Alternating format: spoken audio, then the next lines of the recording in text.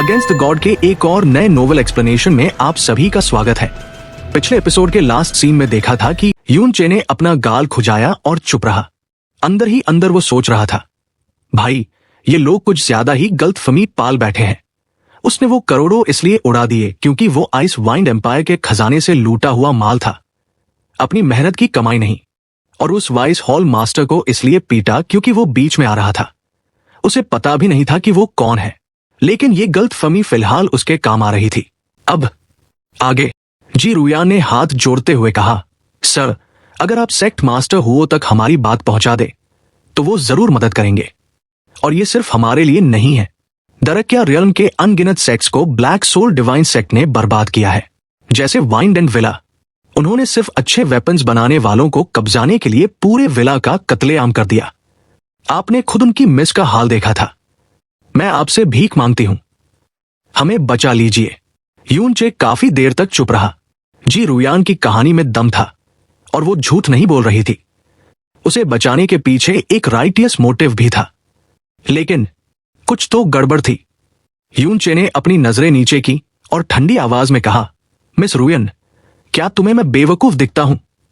जी रुयान घबरा गई। आप ऐसा क्यों कह रहे हैं? यून चे ने एक तीखी मुस्कान के साथ कहा, मैं यहां नया हूं, लेकिन इतना तो जानता हूं कि ब्लैक फेदर मर्चेंट गिल्ड का इतिहास ब्लैक सोल डिवाइन सेक्ट से कहीं ज्यादा पुराना और गहरा है। 50,000 साल की फाउंडेशन वाला गिल्ड जो इतना अमीर और पावरफुल है, वो सिर्फ एक ब्लैकमेल की वजह से घुटने टेक दे, और वो भी 1000 साल तक बिना लड़े। यून चे की आवाज भारी और गंभीर हो गई। तुमने मुझे सब कुछ सच बताया, सिवाय एक बात के। ब्लैक सोल डिवाइन सेक्ट की इतनी औकात नहीं कि वो तुम्हें अकेले दबा सके। इसके पीछे जरूर कोई और है। यून चे ने सीधे उसकी आंखों में देखा और वो नाम लिया जो उसने पहले सुना था, द डिवाइन मार्शल रियल्म।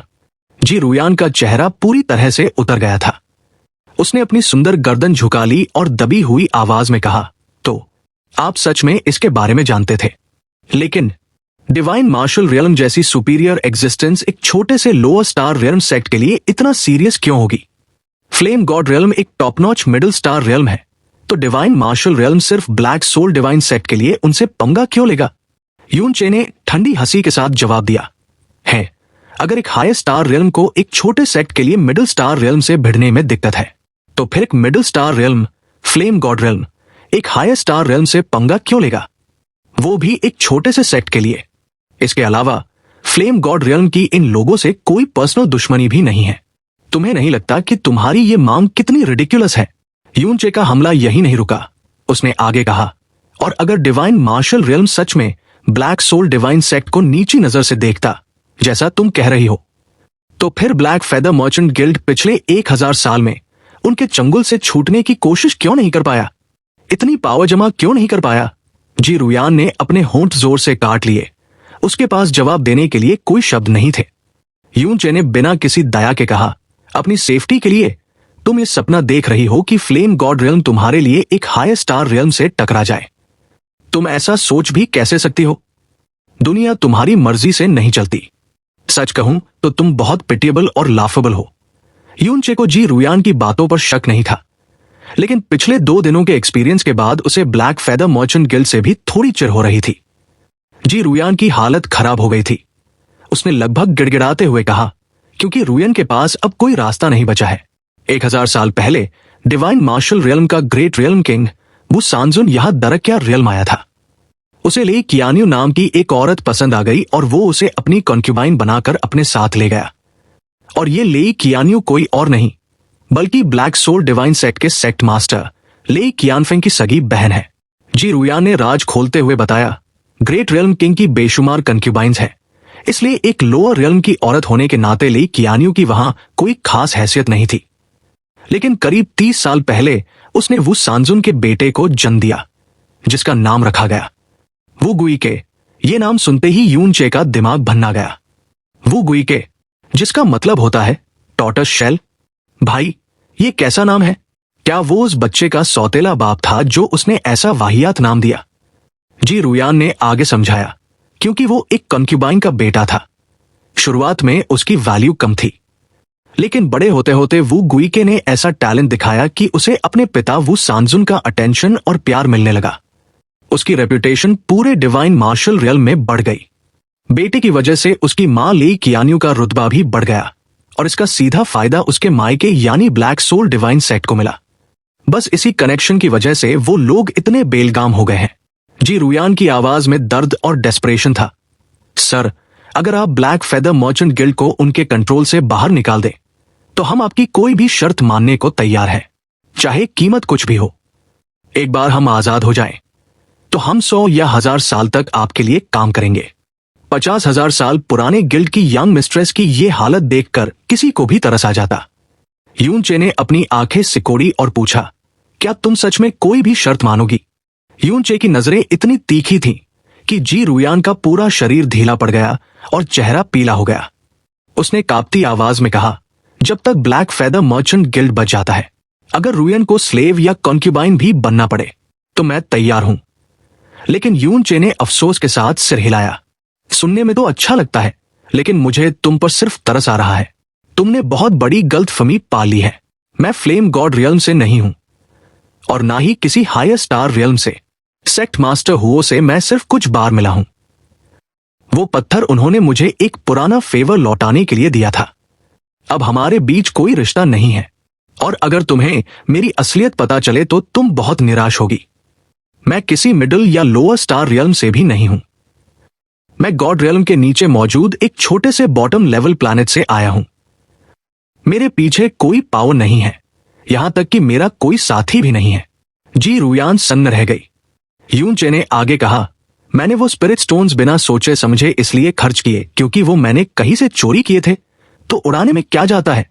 और कल रात मैंने जिस आदमी को पीटा, मैं उसे जानता तक नहीं था। मैं दुनिया में अकेला हूं। मुझे फ्यूचर परेशानी की टेंशन नहीं है। जो मुझे प्रोवोक करेगा, मैं उसकी हालत खराब कर दूंगा, चाहे वो कोई भी हो। सिंपल सी बात है। जी रुयान का मुंह खुला का खुला रह गया। वो एक शब्द नहीं बोल पाई। यून चे मुड़ा और बोला, इसलिए तुम्हारा मुझसे मदद मांगना एक बहुत बड़ा मजाक था। अब ये मानना या ना मानना तुम्हारे ऊपर है, क्योंकि तुम भी विक्टिम हो। मैं तुम्हें और तुम्हारे गिल्ड को छोड़ रहा हूं। लेकिन जहां तक ब्लैक सोल डिवाइन सेक्ट की बात है, उन्हें मैं इसकी भारी कीमत चुकाने पर मजबूर करूंगा। ये कहते ही यून चे हवा में उड़ गया, वहां से जाने के लिए तैयार। लेकिन तभी जी रुयान तेजी से उठी और यून चे के सामने आ गई।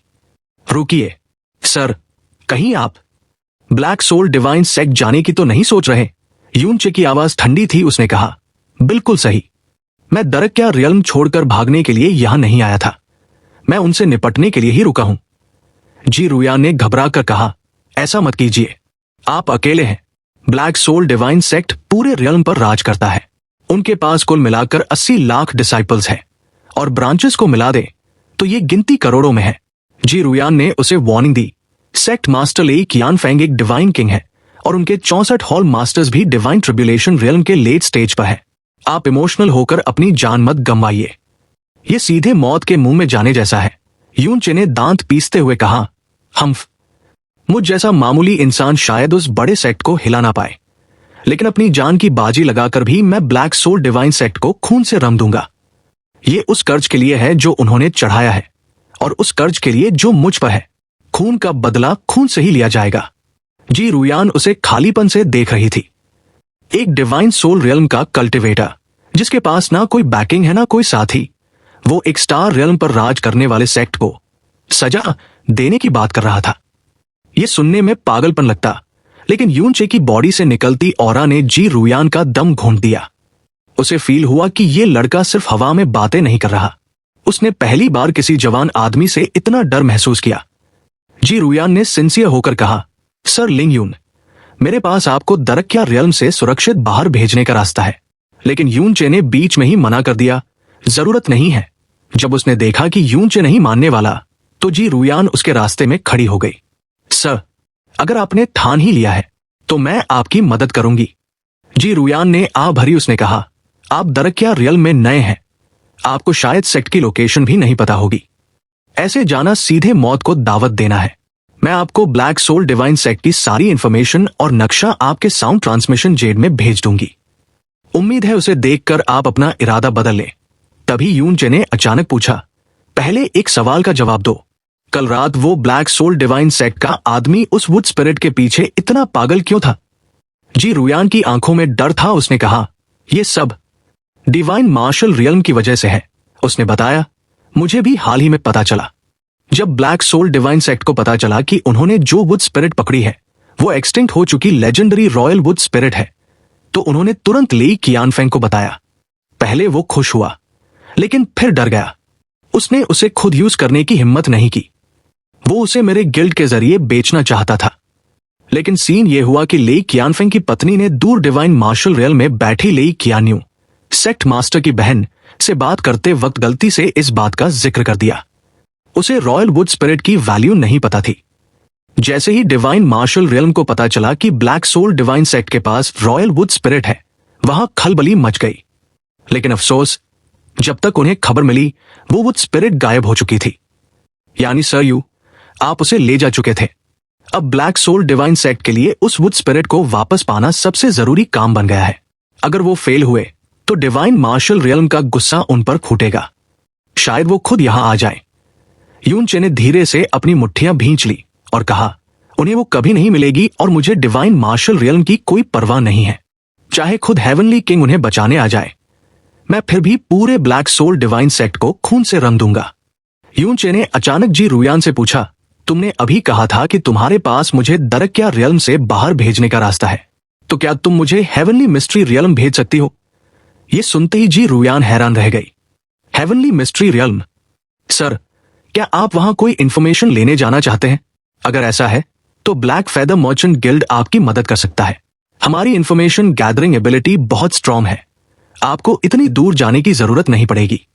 यूनचे थोड़ा हिचकिचाया, फिर उसने बताया, मुझे डिवाइन 9 स्टार बुद्धा जेड और इमॉर्टल एम्परर ग्रास चाहिए। ये नाम सुनते ही जी रुयान के चेहरे पर शौक साफ दिख रहा था। ये चीजें आम नहीं थी। थोड़ी देर चुप रहने के बाद उसने कहा, ये बहुत ही ज्यादा रेयर चीजें हैं। रुयन कोशिश करेगी, लेकिन इनके मिलने के चांसेस बहुत कम हैं। अगर मैं फेल हुई तो हेवनली मिस्ट्री रियल्म जाना ही बेस्ट ऑप्शन होगा। लेकिन उसके लिए आपको ब्लैक सोल डिवाइन सेक्ट से जिंदा वापस आना होगा। यूनचे ने अपनी भौहें सिकोड़ी। क्या वो जगह सच में इतनी मैजिकल है? उसे उस ओल्ड मैन की बात याद आई जिसने कहा था कि अगर तुम्हारे पास काफी प्रोफाउंड स्टोन्स हैं तो वहां से कोई खाली हाथ नहीं लौटता।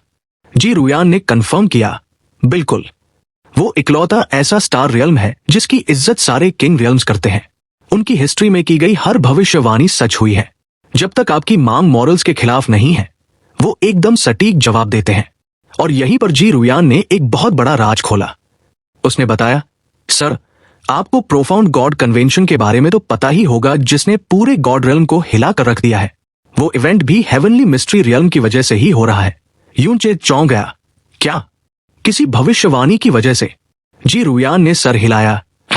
10 साल पहले उन्होंने प्रेडिक्ट किया था कि अगले 30 सालों में ईस्टर्न डिवाइन रीजन या शायद पूरे गॉड रियल्म पर एक ग्रेट कैलामिटी यानी बहुत बड़ी तबाही आने वाली है। ये तबाही पहले कभी नहीं देखी गई होगी। इसी वजह से चारों ग्रेट किंग रियल्म्स ने तैयारी शुरू कर दी है। वो एटर्नल हेवन पर्ल की सारी एनर्जी यूज करके 1000 बेस्ट यंग कल्टिवेटर्स को तेजी से स्ट्रॉन्ग बनाना चाहते हैं, ताकि वो फ्यूचर में आने वाली इस मुसीबत का सामना कर सके। यूनचे ने कहा, मुझे इन सब बातों पर भरोसा नहीं है। वो लोग बस पॉसिबिलिटी बोलकर डर फैलाते हैं ताकि उनका धंधा चलता रहे। लेकिन जी रुया ने समझाया कि भले ही ये सीक्रेट रखा गया हो, लेकिन ब्लैक फेदर मर्चेंट गिल्ड का नेटवर्क बहुत बड़ा है और ये खबर लगभग पक्की है। खैर, यूनचे ने बहस नहीं की और कहा, ठीक है, तुम मेरे लिए वो आइटम्स ढूंढने की कोशिश करो। अगर मिल गए तो मैं तुम्हें अच्छा रिवॉर्ड दूंगा, और मेरे जिंदा वापस आने की टेंशन तुम मत लो। जी रुयान ने सिर हिलाया, मुझे रिवॉर्ड नहीं चाहिए। आपकी मदद करना ही मेरे लिए काफी है। यूनचे ने उसे गौर से देखा और पूछा, मिस रुयन, तुम जानती हो कि मैं लोअर रियल्म से आया हूं, अकेला हूं और मेरे पास कोई पावर नहीं है, फिर भी तुम मेरी मदद क्यों करना चाहती हो? जी रुयान ने एक हल्की मुस्कान के साथ कहा, क्योंकि जिस ब्लैक सोल डिवाइन सेक्ट से मुझे सबसे ज्यादा नफरत है, आप अपनी जान की परवाह किए बिना उनसे भिड़ने जा रहे हैं, और मैं आपके राइटियस नेचर की फैन हो गई हूं। राइटियस मतलब नेकी? यूनचे खुद पर ही हंसा और हवा में उड़ गया। जैसा मैंने कहा, मैं ये सब सिर्फ इसलिए कर रहा हूं क्योंकि मुझ पर एक कर्ज है जिसे मुझे हर कीमत पर चुकाना है। इतना कहकर यूनचे अंधेरे में गायब हो गया। सीन शिफ्ट होता है दरक्या सिटी के ईस्ट की तरफ। वहां दूर तक फैले हुए पहाड़ थे जो घने कोहरे में ढके हुए थे। वहां से अजीबोगरीब बीस्ट की आवाजें आ रही थी जो किसी का भी दिल दहला दे। ये थी ब्लैक सोल माउंटेन रेंज। यूनचे वहां पहुंच चुका था। जी रुयान की इंफॉर्मेशन के हिसाब से ब्लैक सोल डिवाइन सेक्ट इसी रेंज के उस पार था। यह जगह बेहद खतरनाक थी। खास तौर पर शाम से सुबह तक यहां घना ग्रे फॉग रहता था जो डिवाइन सेंस को भी ब्लॉक कर देता था। इस रेंज का वेस्टर्न पार्ट आम कल्टीवेटर्स के लिए खुला था, लेकिन ईस्टर्न पार्ट सीधे ब्लैक सोल डिवाइन सेक्ट का इलाका था। अगर कोई गलती से भी वहां चला जाए तो उसका अंजाम बहुत बुरा होता था। यूनचे ने नीचे उतरकर रेंज में कदम रखा। जैसे ही वो अंदर गया उसे वहां का माहौल काफी हैवी लगा। वहां कई कल्टीवेटर्स थे, लेकिन सब ग्रुप्स में थे। कोई भी यूनचे की तरह अकेला नहीं था और सबका लेवल डिवाइन सोल रियल्म या उससे ऊपर था। यूनचे के पास अब रॉयल वुड स्पिरिट ऑर्ब की पावर थी, इसलिए उसकी सेंसेस बहुत शार्प हो गई थी। वो वहां मौजूद हर पौधे और बीस्ट को बिना देखे भी फील कर सकता था। तभी अचानक एक सूखे पेड़ की दरार से एक ब्लैक स्ट्राइप्ड सांप गोली की रफ्तार से यूनचे पर झपटा और ठीक उसी वक्त बाईं तरफ से दूसरे सांप ने भी अटैक कर दिया। यूनचे ने बिजली की तेजी से हाथ बढ़ाया और एक सांप को हवा में ही पकड़कर उसकी इंटरनल ऑर्गन्स को अपनी एनर्जी से फाड़ दिया, लेकिन दूसरा सांप सीधा उसकी गर्दन की तरफ आ रहा था। तभी किसी ने चिल्लाया, पीछे देखो, और एक जेड स्वॉर्ड हवा में उड़ती हुई आई। उसने दूसरे सांप के 2 टुकड़े कर दिए और घूमकर वापस अपने मास्टर के पास चली गई। सांप का काला खून जमीन पर गिरा और वहां की घास जलकर काली पड़ गई। मतलब जहर काफी तगड़ा था। यूनचे ने मुड़कर देखा। वहां 3 लोग खड़े थे जो एक ही तरह के इन कलर्ड रोब्स पहने हुए थे। एक छोटा और दुबला आदमी, एक लंबा चौड़ा आदमी और एक जवान लड़की, तीनों जेड स्वॉर्ड सेक्ट के लग रहे थे। वो छोटा आदमी यूनचे के पास आया। भाई, तुम ठीक हो? वो ब्लैक किलर स्नेक था। बहुत जहरीला होता है। यूनचे ने सिर हिलाया और पलाइट होते हुए कहा, बचाने के लिए शुक्रिया। लेकिन वो लंबा आदमी, जो उनका सीनियर ब्रदर लग रहा था, उसने घमंड से कहा, अगर मेरे जूनियर ब्रदर ने मदद नहीं की होती तो तुम अब तक मर चुके होते। पहले ये सोचो कि तुम हमारा एहसान कैसे चुकाओगे। यूनचे को उसका एटीट्यूड पसंद नहीं आया, लेकिन लू मु ने बात संभाली। अरे भाई, सीनियर ब्रदर मजाक कर रहे हैं। वैसे तुम यहां अकेले क्यों हो? हमारे साथ चलो, सेफ रहोगे। उस लड़की गु शियाओलियान ने भी कहा, हाँ, हमारे साथ आ जाइए। मेरे सीनियर ब्रदर्स बहुत स्ट्रॉन्ग और फेमस हैं, लेकिन यूनचे को इसकी जरूरत नहीं थी। उसने साफ मना कर दिया, जरूरत नहीं है, और आगे बढ़ गया। उस लंबे आदमी को यह बात चुभ गई। उसने पीछे से ताना मारा, हाँ, बेवकूफ कहीं का। डिवाइन सोल रियल्म के दूसरे लेवल पर होकर अकेले हीरो बन रहा है। पक्का आज ही मरेगा। वो लोग यूनचे के बारे में बात कर ही रहे थे कि तभी सामने से 2 काले कपड़े पहने हुए आदमी आ गए। उनकी ऑरस बहुत स्ट्रांग थी। Late stage divine soul realm. उन दोनों की छाती पर ब्लैक सोल डिवाइन सेक्ट का निशान बना हुआ था। जेड स्वॉर्ड सेक्ट के तीनों लोगों की हालत खराब हो गई। वो रास्ता बदलकर जाने ही वाले थे कि एक कड़कती आवाज आई, रुको। वो दोनों ब्लैक सोल डिवाइन सेक्ट के डिसाइपल्स उनके पास आए। लुओ मु ने डरते हुए रिस्पेक्ट दी, सीनियर्स, हम जेड स्वॉर्ड सेक्ट से हैं। लेकिन उनमें से एक ने हंसते हुए कहा, जेड स्वॉर्ड सेक्ट, ये कौन सा कचरा है? हमें घंटा फर्क नहीं पड़ता। हमें तो बस मजे करने से मतलब है। दूसरे ने गुस्से में कहा, तुम्हारी हिम्मत कैसे हुई ब्लैक सोल डिवाइन सेक्ट के इलाके में घुसने की? ये पूरी माउंटेन रेंज हमारी है। लुओ मु ने समझाने की कोशिश की कि ये वेस्टर्न पार्ट है, पब्लिक एरिया है, लेकिन वो सुनने को तैयार नहीं थे। बहस करता है, साले ट्रेसपास भी किया और अब जुबान लड़ा रहा है। तीनों की सिट पिपट्टी गुम हो गई थी। लेकिन तभी उस डिसाइपल की नजर गु शियाओलियान पर पड़ी। उसके चेहरे पर एक गंदी हंसी आ गई। उसने उंगली दिखाते हुए कहा, खैर, हम तुम्हें माफ कर सकते हैं। शर्त बस इतनी है कि इस लड़की को हमारे साथ कुछ देर मजे करने दो। अगर हम खुश हो गए तो शायद तुम्हें इनाम भी दे दे। हाँ। ये सुनते ही गु शियाओलियान का चेहरा सफेद पड़ गया।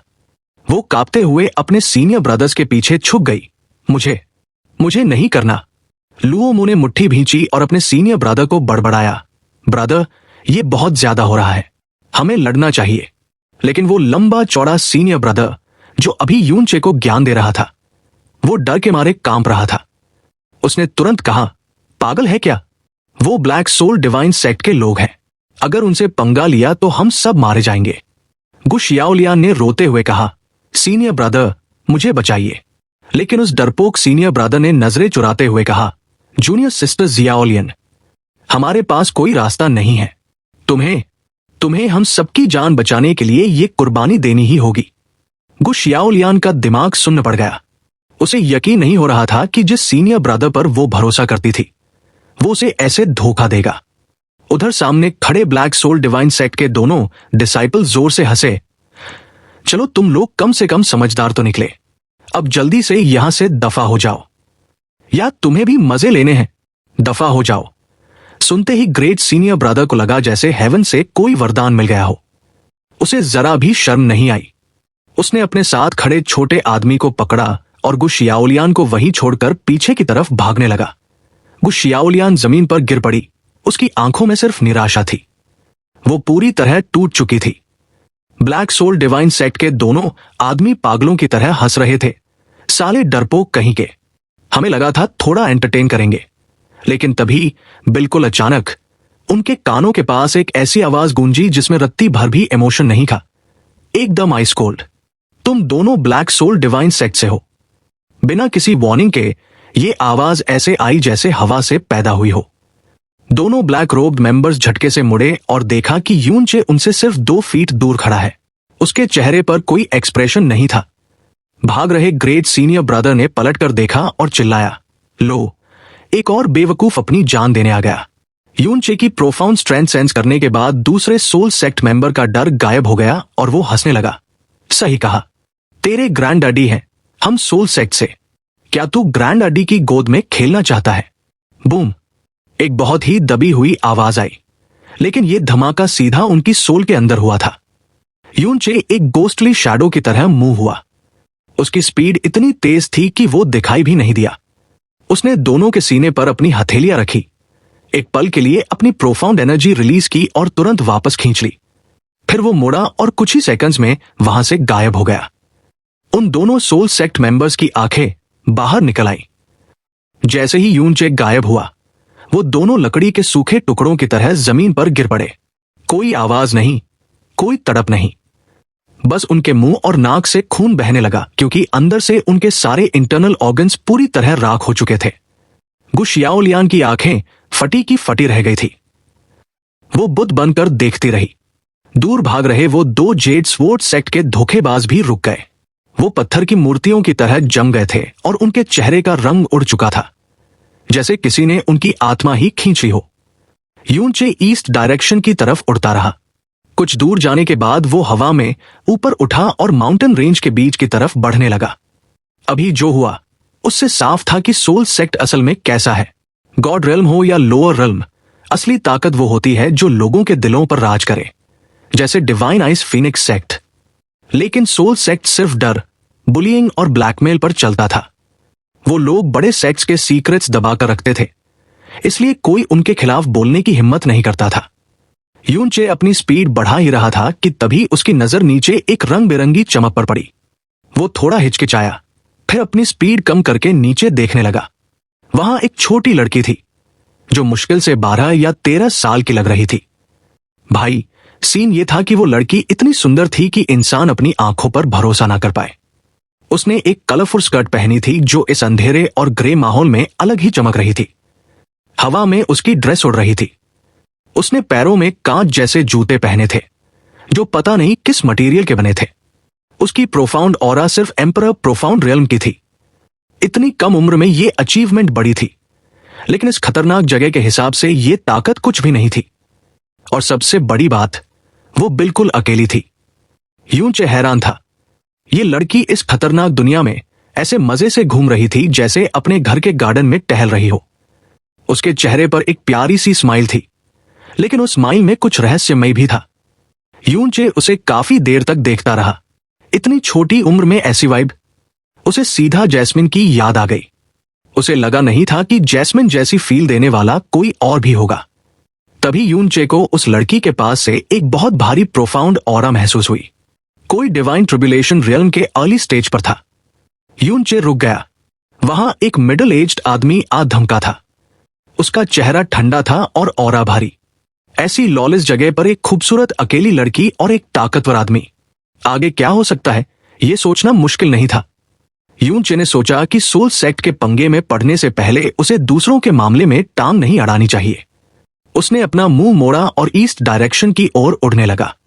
लेकिन भाई, असल बात यह थी कि दरकिया रियल्म में डिवाइन ट्रिब्यूलेशन रियल्म तक पहुंचना मतलब आप एक बहुत बड़े तोप हो। और वो मिडिल एज्ड आदमी बिल्कुल वैसा ही लग रहा था। और जैसा यून चे ने एक्सपेक्ट किया था, उस आदमी का रिएक्शन बिल्कुल वैसा ही आया। उस आदमी की आंखें उस लड़की पर चिपक गई और कुछ पल के लिए तो उसकी सांसें ही रुक गई। उसे लगा जैसे वो कोई सपना देख रहा है। अपनी हजारों साल की जिंदगी में उसने आज तक ऐसी ब्यूटीफुल एग्जिस्टेंस नहीं देखी थी। शायद उस लड़की को खुद नहीं पता था कि उसकी सुंदरता क्या कहर ढा रही है। वो आने वाले खतरों से अनजान थी और सीधे उस मिडिल एज्ड आदमी की तरफ चल दी। उसकी आंखों में चमक थी और उसने मासूमियत से पूछा, अंकल, आप मुझे ऐसे क्यों देख रहे हो? क्या हम पहले मिले हैं? उसकी आवाज में एक बचपना था, लेकिन सुनने वाले को ऐसा लगा जैसे कोई एथेरियल गॉडेस बात कर रही हो। उस आदमी की सोल के कोने कोने में हलचल मच गई। उसका शरीर अब कंट्रोल से बाहर हो रहा था और हीट अप करने लगा था। अपनी कल्टीवेशन और पोजीशन की वजह से उसके पास अनगिनत बीबियां और कंक्यूबाइंस थी, जो सब शानदार थी। उसके जैसे एक्सपीरियंस वाले बंदे को किसी लड़की के लिए इतना पागल नहीं होना चाहिए था, वो भी एक बच्ची के लिए। लेकिन भाई, उसकी बॉडी का हर रेशा पैशन से जलने लगा था। उसने अपनी पूरी जिंदगी में इतना इंपल्सिव कभी फील नहीं किया था। उसका मन कर रहा था कि वो अभी के अभी आगे बढ़े, उस लड़की को उठा ले जाए और उसे कहीं ले जाकर घोप घोप करे। वो इस बेजान दुनिया में एक चमकते हुए तारे जैसी थी। उसे पाने के लिए अगर इसे 1000 बार मरना भी पड़ता तो भी वो सौदा सस्ता लगता। हालांकि उसका दिमाग काम नहीं कर रहा था, फिर भी वो इतना केयरफुल था कि उसने अपने स्पिरिट सेंस से पूरा एरिया स्कैन किया। जब कंफर्म हो गया कि लड़की अकेली है, तो उसने एक गहरी सांस ली और एक वार्म स्माइल के साथ आगे बढ़ा। वो बोला, लिटिल मिस, तुम यहां अकेले क्यों हो? ये बहुत डेंजरस जगह है, क्यों ना अंकल तुम्हें प्रोटेक्ट करें? लेकिन उस आदमी का हुलिया देखकर वो छोटी लड़की घबराकर पीछे हटने लगी। वो डरी हुई आवाज में बोली, लेकिन अंकल तो बैड गाय जैसे दिख रहे हैं। बस फिर क्या था? उस आदमी के चेहरे की मुस्कान गायब हो गई और वहां एक ईविल एक्सप्रेशन आ गया। उसने अपने दोनों हाथ फैलाए और बोला, मैं पहले बुरा आदमी नहीं था, लेकिन आज सिर्फ इस एक बार के लिए मैं बैड गाय बनूंगा। उसके सामने जो टेम्पटेशन थी, उसने उसके दिल की बची कुची अच्छाई को भी खत्म कर दिया था। वो भूख से पागल होकर उस पर झपटा, जैसे कोई भूखा भेड़िया हो। लड़की चिल्लाई, आह, मदद करो, मुझे बचाओ। ब्लैक सोल माउंटेन रेंज उसकी चीख से गूंज उठी। लेकिन तभी एक जोरदार धमाका हुआ। बाम! जैसे ही वो आदमी आगे लपका, वो हवा में मौजूद एक इनविजिबल दीवार से टकरा गया। एक बहुत ही स्ट्रॉन्ग फोर्स ने उसे पीछे फेंक दिया और वो बुरी तरह जमीन पर गिरा। जब उसने नजर उठाकर देखा तो उस लड़की के पीछे एक एक्सप्रेशनलेस जवान आदमी खड़ा था। यह था अपना यून चे। यून चे ने अपना हाथ आगे किया और सीधे शब्दों में बोला, हट बे, जितना दूर हो सके भाग जा। उस आदमी को समझ नहीं आया कि आखिर वो इस हाथ से कैसे हार गया। उसका चेहरा काला पड़ गया और वो बोला, तुम कौन हो? यून चे ने उसके सवाल का जवाब नहीं दिया और हिकारत से बोला, अपनी कल्टीवेशन के हिसाब से तुम दरकिया रियल में कोई बड़ी चीज होगे, फिर भी एक 12 साल की बच्ची को बुली कर रहे हो। अगर ये खबर बाहर गई तो तुम्हारी रेप्यूटेशन मिट्टी में मिल जाएगी। यहां से निकलो। यून चे की बातें सुनकर उस आदमी की पुतलियां सिकुड़ गई। पहले उसे झटका लगा, लेकिन अगले ही पल उसका चेहरा जहरीला हो गया। वो ठंडी हंसी हंसा, यंग मैन, बात तो सही है, लेकिन अगर तुम यहीं मर गए तो ये खबर बाहर कैसे जाएगी? उसने अपनी प्रोफाउंड स्ट्रेंथ रिलीज की और एक स्ट्रॉन्ग किलिंग इंटेंट सीधे यून चे पर लॉक कर दिया। यून चे का चेहरा सीरियस हो गया। वो आदमी उसकी तरफ दौड़ा और यून चे ने तुरंत अपनी हेवन स्मिटिंग स्वॉर्ड निकाली। सामना एक डिवाइन ट्रिब्यूलेशन रियल्म के एक्सपर्ट से था। भले ही वो अर्ली स्टेज में था, लेकिन अगर यून चे ने अपनी भारी स्वॉर्ड यूज नहीं की तो दिक्कत हो सकती थी। और सबसे बड़ी प्रॉब्लम यह थी कि वो लड़की बहुत पास खड़ी थी। उसकी एम्परर प्रोफाउंड रियल्म की स्ट्रेंथ इतनी नहीं थी कि वो इनकी लड़ाई की शॉकवेव्स झेल सके।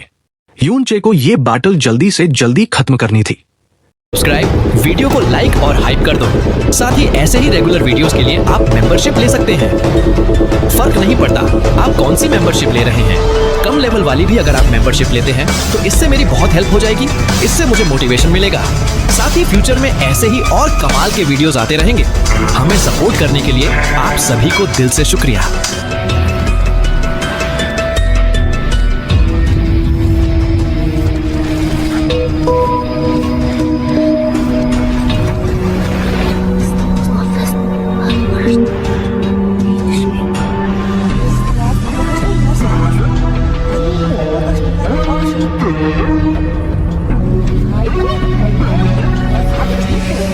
Thank you.